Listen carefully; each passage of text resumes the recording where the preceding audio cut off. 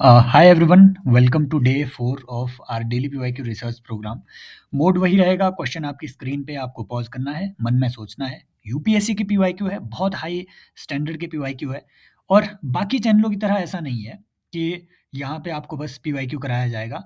उन पीवाईक्यूज़ पे मैं खुद भी पीवाईक्यू बिल्ड करके, बाकी लिंक करके और भाई ऐसी-ऐसी इन्फॉर्मेशन जो आपको कहीं दूसरी जगह नहीं मिलेगी। तो बने रहिए, आपको ज़रूर मज़ा आने वाला है। पहला question, which of the following statements with reference to the preamble of the Constitution of India are correct? CDS में पूछा गया क्वेश्चन है भाई साहब और लेटेस्ट सीडीएस में पूछा गया है। यूपीएससी इस तरीके से भी सवाल बना सकता है कि आप प्रियम्बल के बारे में रट्टा तो मार सकते हैं, प्रियम्बल को रटा है कि नहीं, प्रियम्बल का मालूम है कि नहीं। तो the word secular comes before the word socialist, is it right? और ये भी ध्यान में रखना है कि करेक्ट पूछा हुआ है। The word justice comes before the word equality, is that right? The word fraternity comes after the word liberty. देखिए, क्वेश्चन की नीचे आपको जो ऑप्शन दिए है ना, यही कह रहे हैं कि एटलीस्ट दो इनमें से सही है। तो आपको अगर मान लो पता भी नहीं है, अगर आप इसमें कंफ्यूज हो रहे हैं कि सोवरेन सोशलिस्ट सेकुलर है या फिर सोवरेन सेकुलर सोशलिस्ट है, इन दो का आपको मालूम होना चाहिए कि we the people of India having solemnly resolved, ये solemnly resolved to constitute India into a sovereign socialist secular democratic republic and secure to all its citizens justice social economic and political. देखिए, एक बार उन्होंने ये भी सवाल पूछा था कि क्या क्या preamble of India freedom of trade आपको प्रॉमिस करती है कि नहीं। तो ये भी पता होना चाहिए कि जस्टिस कौन कौन तरीके का आपको प्रॉमिस कर रहा है, इक्वालिटी कौन कौन तरीके की आपको प्रॉमिस कर रहा है, क्या इक्वालिटी ऑफ अपॉर्चुनिटीज इसमें प्रॉमिस है तो क्या इक्वालिटी ऑफ पब्लिक एम्प्लॉयमेंट यहाँ पे प्रॉमिस्ड है, नहीं है। तो ये आपको पता होना चाहिए, बहुत डेप्थ में इसे स्टडी करिए। देखिए, जो सोशलिस्ट वर्ड है, सेकुलर वर्ड है, ये शुरुआत में नहीं थे। और भी कोई वर्ड था क्या इसमें जो शुरुआत में नहीं था? बिल्कुल, इंटेग्रिटी वर्ड, है ना? इंटेग्रिटी वर्ड भी इसमें शुरुआत में नहीं था, ठीक है? Fraternity, unity and integrity of the nation, ये भी कौन से अमेंडमेंट एक्ट से लाए गए हैं, आप मुझे कमेंट सेक्शन में बताएँगे। ऑलरेडी यूपीएससी ने 2022 प्रीलिम्स में इससे पूछा हुआ था कि what was exact constitutional status of India on 26 नवंबर 1949, ये उन्होंने एक बार पूछ लिया था यूपीएससी ने। तो उसमें सोशलिस्ट सेकुलर नहीं आना था, सोवरेन डेमोक्रेटिक रिपब्लिक आना था। जस्टिस कौन से तरीके के? Social economic and political justice, बस इतना। वो आपसे कोई दूसरे तरीके का जस्टिस प्रॉमिस नहीं कर रहा है। लिबर्टी कौन कौन से तरीके की? Thought expression, belief, faith and worship, कोई लिबर्टी ऑफ ट्रेड यहाँ पे प्रॉमिस्ड नहीं है। इक्वालिटी किस तरीके की? स्टेटस एंड अपॉर्चुनिटी, कोई दूसरी तरीके की। इक्वालिटी ऑफ रिलीजन यहाँ पे प्रॉमिस्ड नहीं है। लिबर्टी ऑफ रिलीजन यहाँ पे प्रॉमिस्ड नहीं है। Liberty of belief, faith, worship यहाँ पे हाँ, ठीक है, प्रॉमिस्ड है। और यूपीएससी जब आपसे सवाल बना रहा है, वो एग्जैक्ट वर्ड टू वर्ड यहाँ पे लिखे होने चाहिए, तो आपको ये पता होना चाहिए ये गलत है, यहीं से आपका आंसर आ जाता है। लेकिन मैंने जो ये सवाल बनाया हुआ है, कसम से बहुत लोग आप इसमें कंफ्यूज हो जाएंगे कि ऐसा भी हुआ था क्या। इन सारी स्टेटमेंट्स को पढ़िए, ये प्रैक्टिस क्वेश्चन है, मैंने, है ना, ये क्वेश्चन क्रिएट किया है कि प्रियम्बल के बारे में consider the following statements. Suggestions were made to the constituent assembly to identify the correct statement. Suggestions were made in the Constituent Assembly regarding the addition of the terms of God and Gandhi to the preamble. Is that right? Preamble was added to the Constitution. The next day, the objective resolution was passed. Is that right? Preamble was added to the Constitution on 25th November 1949, just one day before the adoption of the Constitution. या फिर preamble is inspired from the text of UK constitution. बताइए इनमें से correct statement कौन सी है? बिल्कुल सही बात है। पहले इनकरेक्ट्स को डिस्कस कर लेते हैं। It is not UK constitution, the text of preamble is inspired from the US constitution. जब आप यूएस कॉन्स्टिट्यूशन और इंडियन प्रियम्बल को पढ़ेंगे ना, तो यूके की प्रियम्बल और इंडियन प्रियम्बल के शुरुआती text, we the people of India, we the people of USA, United States of America, है ना, तो वो सिमिलर लाइंस पे पूरा टेक्स्ट वहां पे जाता है। Preamble was added to the constitution on 25th of November, नहीं, इसी में लिखा हुआ है, इसी में लिखा है ना, 26th ऑफ नवंबर, कि आज के दिन हम अडॉप्ट करते हैं तो उसी दिन वो ऐड कंसिडर किया जाएगा। तो ये भी बात सही है. Preamble was actually added to the Constitution after the whole Constitution was completed. Constitution जब complete हो गया बन बना के, है ना, उसके बाद Preamble was the last part to be added in the Constitution actually. And it is not the next day the objective resolution was passed. नहीं, आप मुझे बताएंगे objective resolution नंबर 1 किसने पेश किया, कब पास हुआ. This is a correct statement. Suggestions were made by some members कि in the name of God term उसमें add की जाए. However, people debated it कि we are voting for the addition of preamble. We are voting for the addition of preamble and God can't be voted upon. It is beyond our capacity. So, this idea was dropped. Another suggestion was made that Gandhi का नाम इसमें जरूर refer किया जाए, यहां पे Gandhian state का जिक्र हो. Another suggestion was made. Most of the people agreed upon that suggestion except for a few organizations, but most of the people agreed. तो एडिशन होना लगभग तय था, लेकिन एक इंपॉर्टेंट व्यक्ति, there was a Gandhian person, है ना, he himself stood up and he said that this entire rotten constitution has been copied from the Constitution of USA, the judgments of USA, and the act passed by British Parliament in 1935, Government of India Act.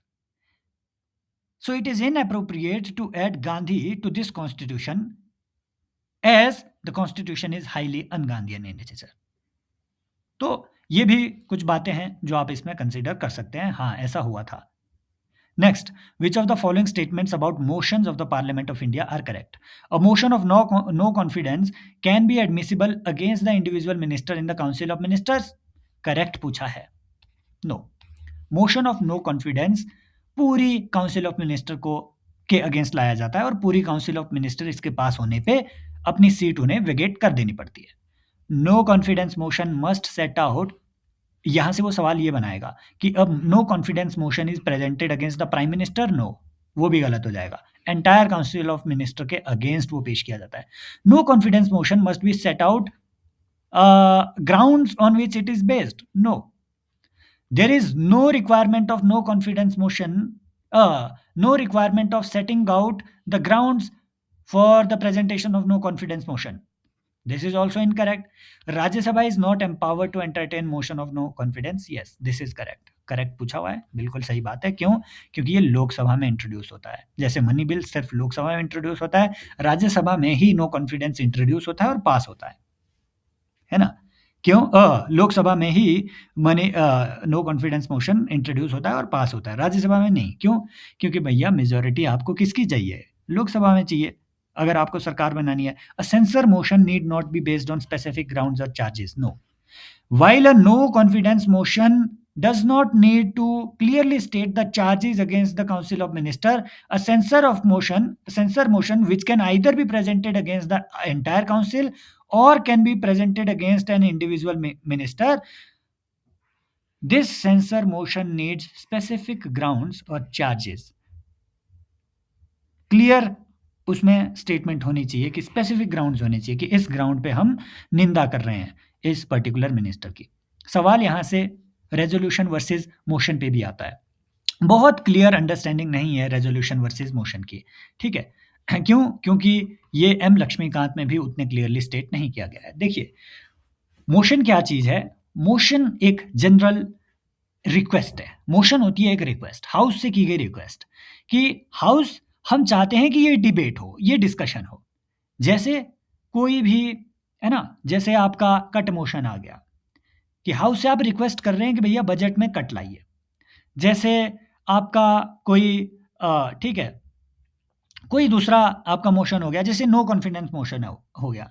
House से आप request कर रहे हैं कि भैया अपना no confidence express करें, या सेंसर मोशन हो गया. हाउस से आप रिक्वेस्ट कर रहे हैं कि प्लीज सेंसर दिस मिनिस्टर. आपने सेंसर नहीं कर दिया, प्लीज सेंसर दिस मिनिस्टर, तो वो होता है motion. Motion is a request. This request can either be accepted, either can not be और can not be accepted. It can be voted upon, it can not be voted upon. House may consider it, house may not consider it. Upon consideration, when house expresses its opinion. House may express its specific opinions as well. Censure motion में अगर सिर्फ निंदा की गई है तो उसे हम मोशन कहेंगे कि हाँ, इस पर्टिकुलर मिनिस्टर का जो बिहेवियर है ये सेंसरेबल है, तो वो एक मोशन ही एक्सेप्ट किया गया और उसमें बस निंदा ही की गई। लेकिन अगर उसमें हाउस ने अपना रिजॉल्व भी दिया है, अपना ओपिनियन भी दिया है, अपना एक रेजोल्यूशन रिजॉल्व दिया है कि ये मिनिस्टर का ऐसा बिहेवियर है और हम ये रेजोल्यूशन लेते हैं, हम ये रिजॉल्व लेते हैं कि अगली बार से अगर मिनिस्टर ने ऐसा किया तो हम नो कॉन्फिडेंस मोशन लाएंगे। मतलब मैं जस्ट एक एग्जांपल देता हूं, जैसे हाउस एक रिजॉल्व ले सकता है कि मान लीजिए ऑपरेशन सिंदूर हुआ तो हाउस एक रेजोल्यूशन पास कर सकता है, एक रिजॉल्व ले सकता है कि भैया हम चाहते हैं कि गवर्नमेंट ऑफ इंडिया जो है कुछ स्पेशल मेजर्स उठाए पाकिस्तान के अगेंस्ट, इस एग्रेशन के against. That is the resolve of the house, resolution of the house, and resolution of the house necessarily needs to be voted upon. Why? Because house is expressing its opinion, not merely doing what is requested to be done. House is additionally adding its own opinion as well. No confidence motion में house is just doing what is supposed to be done कि भैया no confidence express करो, express कर दिया, that's it. लेकिन अगर house अपना opinion भी दे रहा है कि यार ऐसा नहीं, ऐसा होना चाहिए, that is a resolution and resolution need to be voted upon. Either vote for acceptance of the resolution और you can vote for non acceptance of the motion resolution. So all resolutions are motion, but all motions are not resolutions. Only substantive motions, substantive motion मतलब जिसमें कुछ substance हो, जिसमें house अपना कोई substantial opinion add करे, वही vote वही रेजोल्यूशन जो है, वही मोशन रेजोल्यूशन कहलाते हैं। अब देखिए कुछ सवाल होते हैं, जैसे क्या रेजोल्यूशन को रिपीट किया जा सकता है? एक बार मान लीजिए रेजोल्यूशन आ गया और रिजेक्ट हो गया या फिर पास हो गया, तो सेम क्वेश्चन पे 1 साल तक आप नया रेजोल्यूशन नहीं ला सकते हैं। यहाँ से भी वो सवाल बना सकता है, क्योंकि बाकी सब आपको बाकी चीज़ें मालूम है। और सरकारी रेजोल्यूशन, गवर्नमेंट रेजोल्यूशन अगर आए, उस पे कोई क्लियर प्रोविज़न नहीं है, ये बात आप समझिए। उस पे नॉर्मली हाउस डिसाइड करता है और जो चेयरमैन है, बिज़नेस एडवाइज़री कमेटी है, वो डिसाइड करती है कि कब इसको डे अलॉट होना है। प्राइवेट मेंबर्स की रेज़ोल्यूशंस के लिए प्राइवेट मेंबर बिल अलग होता है, रेज़ोल्यूशन अलग होता है। तो प्राइवेट मेंबर रेज़ोल्यूशन के लिए अलग से फ्राइडे रखा हुआ है। नॉर्मली फ्राइडे रखा होता है। अगर किसी हफ्ते में फ्राइडे में सेशन ना बैठे या सीटिंग ना बैठे, तो नेक्स्ट हफ्ते में या फिर उस हफ्ते में कोई दूसरा दिन उसके लिए रखा जाएगा। 2.5 घंटे इसके लिए प्राइवेट मेंबर रेज़ोल्यूशन के लिए दिए गए होते हैं। लेकिन प्राइवेट मेंबर्स के कौन से रेज़ोल्यूशन टेकअप किए जाएँगे, इसके लिए भाई साहब, इसके लिए होता है ड्रॉ। समझ रहे हो? इसके लिए अलग से एक बैलेट होता है, एक ड्रॉ होता है, और वो जो ड्रॉ है, वो सेक्रेटरी जनरल के रूम में 3 week prior to that Friday, normally 3 weeks prior to that Friday, वो रेज़ोल्यूशन का ड्रॉ वहाँ पे निकलता है। मेरी बात समझ रहे हो? और किसी भी प्राइवेट मेंबर को अगर रेज़ोल्यूशन देना है, तो ड्रॉ के दिन से 2 दिन पहले आपको इंटीमेट करना पड़ेगा। That means effectively 3 week plus 2 week पहले आपको जो है उस फ्राइडे जिसमें आपका डिस्कशन आप सीख कर रहे हो, उससे पहले आपको अपना रेजोल्यूशन की रिक्वेस्ट डालनी पड़ेगी। ड्रॉ निकला तो लगेगा, नहीं निकला तो आप फिर से एक रिक्वेस्ट डालिए। विड्रॉल ऑफ रेजोल्यूशन, हाँ, आप रेजोल्यूशन एक बार अगर एक्सेप्ट कर दिया, अगर आपने पेश कर दिया और रेजोल्यूशन एक बार हाउस ने एक्सेप्ट कर दिया कि yes we are hearing this resolution, हम इसमें डिबेट करना चाहते हैं, एक बार डिबेट के लिए उन्होंने एक्सेप्ट कर लिया, उसके बाद आप जो है हाउस की परमिशन के बिना उसे विड्रॉ नहीं कर सकते, हाउस की परमिशन चाहिए। ये लैप्सिंग ऑफ रेजोल्यूशन इसे छोड़िए, है ना। हालांकि ऐसा है कि मान लीजिए अगर कोई भी रेजोल्यूशन टेकअप नहीं होता है किसी एक सेशन में, तो वो लैप्स हो जाता है। बिल्स अलग बात है, आप मुझे बताएंगे कौन से बिल्स लैप्स नहीं होते हैं, ठीक है। Upon the resolution of Lok Sabha कौन से बिल्स लैप्स नहीं होते हैं। बिल्स का लैप्स अलग बात है, बिल्स सेशन के एंड के बाद लैप्स नहीं होते हैं, रेजोल्यूशन हो जाते हैं अगर वो डिस्कशन के लिए टेकअप नहीं किए गए। अगली बात यह है, एक मिनट, अगली बात यह है कि भैया नो कॉन्फिडेंस मोशन पे एक सवाल वो आपसे ये भी पूछ सकते हैं कि कितनी बार नो कॉन्फिडेंस मोशन, क्या पहली बार, दूसरी बार, तीसरी बार, या ओनली 10 टाइम्स इंडिया में रेजोल्यूशन पेश हुए हैं? नहीं, थोड़ा आइडिया होना चाहिए। नो कॉन्फिडेंस मोशन, भैया नो कॉन्फिडेंस मोशन सबसे ज़्यादा नेहरू और इंदिरा गांधी जी के टाइम 1960s 70s में जो है पेश हुए हैं। कॉन्फिडेंस मोशन सबसे ज़्यादा कब पेश हुए हैं? कॉन्फिडेंस मोशन नो कॉन्फिडेंस का विपरीत, जो कि सरकारें लाती है, वो 1990s में, जब आपका ठीक है, जब कोएलिशन एरा था, है ना? जब अनस्टेबल गवर्नमेंट थी, तो बार-बार उन्हें अपना अपना confidence, vote of confidence seek करना पड़ता था कि भैया हाँ, we enjoy the confidence of the house. तो है ना? तो 1990s में सबसे ज़्यादा confidence motion, no confidence motion 1960s 70s में सबसे ज़्यादा पेश हुए हैं। लगभग 28 बार अभी तक पेश हो चुके हैं, 11 बार तो ओनली 11 बार ये डिस्कस भी हुए हैं। तो ये आपको थोड़ा पता होना चाहिए। नाउ इट कम्स, है ना? देखिए अभी और क्वेश्चंस भी है, लेकिन before that guys I need to tell you कि भैया this is something that Civil Spot offers you. ये तो बस कुछ नहीं है, ये तो छोटा-सा सैंपल है। कसम से एक बार इस कोर्स में अगर आपका बार-बार प्रीलिम्स अटक रहा है, to know about me civilspot.in पे आप जाइए, मैं अपनी इंट्रोडक्शन नहीं देना चाहूँगा, है ना? वहाँ पे सब कुछ, है ना, लिखा हुआ है, तो एक बार इस कोर्स में एनरोल करके देखिए। भाई पीवाईक्यू के थ्रू ऐसी रिसर्च प्लस ऐसा आपका रिवीजन 150 घंटे में, ट्रस्ट मी, कहीं दूसरी जगह कोई करंट अफेयर वगैरह करने की भी ज़रूरत नहीं है। कोई आपको टेस्ट सीरीज़ लगाने की ज़रूरत नहीं रहेगी, है ना? तो ये माइंडसेट बिल्डिंग छोड़िए, ये प्रॉपर बिल्डिंग है, राइट? तो एक बार you can consider joining this course. अब देखिए पार्ट 4 ए पे सवाल आया हुआ है, कॉन्स्टिट्यूशन ऑफ इंडिया, ये किस चीज़ से डील कर रहा है, सभी को मालूम है, फंडामेंटल ड्यूटीज़, दैट्स इट। लेकिन सवाल मेन ये है, ये अटेम्प्ट करके देखिए कि while national song and national flag are mentioned in article 51 A but national anthem is not, statement is wrong. National anthem and national flag are mentioned, constitutional ideals, national flag, national anthem are mentioned, national song is not mentioned, statement is wrong, है ना? It provides for citizens duty to render state services and defend the government whenever called upon to do so. It is a PYQ actually, UPSC का PYQ, and this is also wrong. It is not government services, it is national services, to render national services and defend the country whenever called upon to do so. तो this is wrong.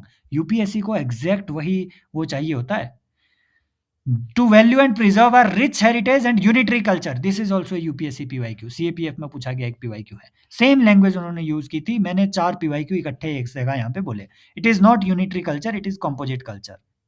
Article 15, ये आप मुझे comment section में बताएंगे कि कितनी बार amend हुआ और कब हुआ है ना? आर्टिकल 51 ए। देखिए सवाल बना है डूरंड लाइन पे कि भैया ये कौन कौन से दो के बीच डिमार्केशन है। डूरंड लाइन बहुत लोग आप जानते होंगे, ठीक है? तो ये बिल्कुल आपके अफगानिस्तान और पाकिस्तान के बीच है। यहाँ से हम सारे मेजर लाइंस और कॉरिडोर जो न्यूज़ में है, 38th पैरेलल आपको मालूम है नॉर्थ कोरिया और साउथ कोरिया के बीच में है, मुझे बहुत ज़्यादा बताने की ज़रूरत नहीं है। देखिए ये डीमिलिटराइज्ड जोन बहुत ज़्यादा न्यूज़ में रहता है, 38th पैरेलल, वो जो डोनाल्ड ट्रंप और उसकी किम जोंग उन की मीट भी हुई थी, वो यहीं पे हुई थी। देखिए डूरंड लाइन हमने ऑलरेडी देखा, पाकिस्तान अफगानिस्तान के बीच 1893 का कॉलोनियल एरा का ये एस्टेब्लिश्ड एक लाइन है, और यहीं पे जो आपके तहरीक तालिबान पाकिस्तान टीटीपी है ना, ये भी यहीं पे एक्टिव है। सबसे इंपॉर्टेंट है ये ग्रीन लाइन और यूएन बफर जोन साइप्रस, भाई ये बहुत ज्यादा न्यूज में रहा है, साइप्रस का डिस्प्यूट अब काफी ज्यादा बढ़ रहा है। ये डिस्प्यूट किसके बीच है? टर्की के बीच है और ग्रीस के बीच है, ठीक है? तो ये रिपब्लिक ऑफ साइप्रस है, जो ग्रीस जिसको सपोर्ट कर रहा है ना, ये टर्किश कंट्रोल्ड एरिया है साइप्रस का, इनके बीच डिस्प्यूट था। इस डिस्प्यूट के लिए जो है अलग से एक ग्रीन लाइन इस्टेब्लिश की यूनाइटेड नेशंस ने, तो ये आपको थोड़ा पता होना चाहिए। ऐसे ही ब्लू लाइन कहाँ पे है ना, कहाँ से रिलेटेड है? इजराइल और लेबनान के बीच, इजराइल और लेबनान के बीच भी कॉन्फ्लिक्ट था, ठीक है? ये सिर्फ गोलन हाइट या फिर है ना, यहाँ इजराइल और हमास के बीच ही नहीं था, इजराइल और लेबनान के बीच आज भी कॉन्फ्लिक्ट है इन चीज़ों पे। यहाँ पे 2000 में, सन 2000 में इजराइल और लेबनान के बीच यूएन ने अपनी एक ब्लू लाइन, है ना, ब्लू लाइन यहाँ पे इस्टेब्लिश करी। यहाँ से सवाल बने तो बना दीजिएगा। कुछ इंपॉर्टेंट कॉरिडोर्स हैं जस्ट फॉर योर रिवीजन, आपको मालूम है कि फिलाडेल्फी कॉरिडोर, रफा क्रॉसिंग, है ना, मोरांग और नेटजरिम कॉरिडोर्स, ये 4 अगर आपको नाम देखिए, बहुत ही एक्टिव हाइपर एक्टिव रीजन है, यहाँ से पक्का सवाल बनेगा। कॉरिडोर ऑफ ट्रैंक्विलिटी, सूडान का जो दारफुर प्रोविंस है, ये उससे रिलेट करता है ना? तो ये बात है ना? आप, है ना, आप मुझे बताएंगे कि, खैर छोड़िए वखान कॉरिडोर, ठीक है? वखान कॉरिडोर भी अफगानिस्तान का एक कॉरिडोर है एक्चुअली, अफगानिस्तान और जिंजियांग चाइना को कनेक्ट करने वाला ये वखान कॉरिडोर है, न्यूज़ में रहता है। और बांग्लादेश, ये कॉरिडोर क्यों न्यूज़ में है कि भैया रखाइन प्रोविंस के लिए रखाइन, म्यांमार की रखाइन, जिनजियांग अलग है, रखाइन अलग है। म्यांमार की रखाइन प्रोविंस के लिए बांग्लादेश की गवर्नमेंट एक कॉरिडोर, ह्यूमैनिटेरियन कॉरिडोर एस्टैब्लिश करना चाह रही थी। बांग्लादेश आर्मी ने रिसेंटली उसे ऑब्जेक्ट कर दिया कि नहीं-नहीं हम ऐसा नहीं होने देंगे। तो ये सब चीज़ें भी न्यूज़ में हैं, ठीक है? आप मुझे बताएँगे टिगरे, टिगरे कहाँ न्यूज़ में है और ये क्यों उतना न्यूज़ में था, ठीक है? तो ये आप मुझे कमेंट सेक्शन में बताएँगे। Okay. So consider the following social movements. Chipko movement Bardoli Satyagraha है, सत्यशोधक समाज क्या हलवा क्वेश्चन है। चिपको मूवमेंट ये भाई आपको मालूम है ना? ये आपके रेनी विलेज में, आई थिंक रेनी ही नाम था, है ना? चमोली का एरिया, वहाँ पे आपके 1970s 1980s में चला हुआ है। तो ये तो बहुत बाद में है। बारदोली 1928 में चला हुआ है। यहीं पे सरदार की उपाधि वल्लभ भाई पटेल जी को मिली, उन्होंने इसे लीड किया था। सत्यशोधक समाज आप मुझे बताएँगे कि ये हाँ, ये 18 आई थिंक 1893 या 1883 में किसने एस्टैब्लिश किया, आप मुझे कमेंट सेक्शन में बताएँगे, है ना? तो बस यहाँ से आपका पूरा सॉल्व हो जाता है।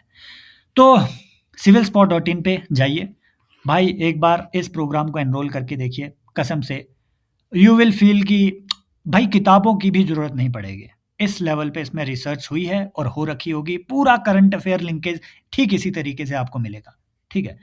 सो डोंट मिस आउट, है ना? और कहीं पे फालतू के जो इधर-उधर के आपको भाई ट्रिकों वाले कोर्स दिखते हैं, tricks don't help. Trust me, मैं वो आदमी हूँ जिसने प्री निकाले हुए हैं। नहीं, मैं बहुत वो नहीं कह रहा हूँ, अभिमान से नहीं कह रहा हूँ।